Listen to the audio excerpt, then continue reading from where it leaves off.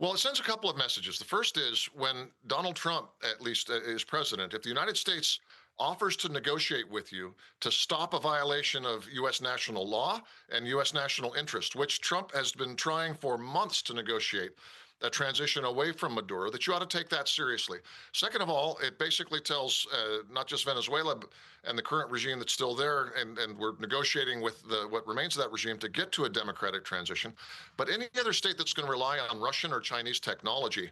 This is a clear and ringing demonstration of the fact that U.S. military technology and the speed, the violence, and the competence of our forces is unmatched. And China may talk all at once about reaching parity or about the end of the American era. That's clearly nonsense. There is no military that has the capacity to do what the United States did. And when the United States puts its mind to something, there's not a lot of forces out there that can actually resist it. I think that's the message that comes through. You talk about how this was accomplished, but please just walk us through what a mission like this actually takes, the intelligence, the planning involved, because planning a mission like this, it doesn't happen overnight. This is months, if not years in the making.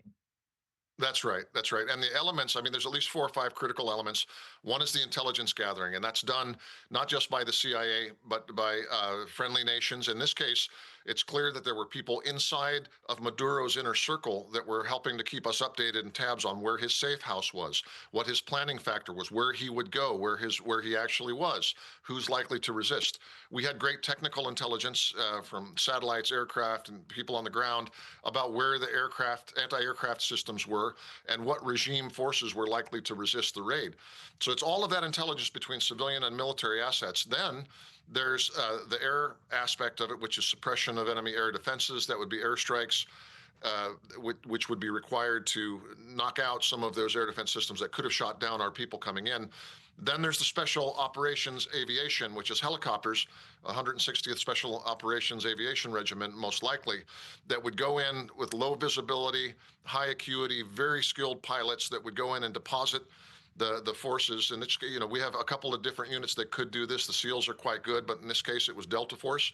The first Special Forces Operational Detachment Delta, which are some of the most well-trained, if not the most well-trained operators in the world, that were able, with very precise location intelligence about where they were going and what they were trying to do.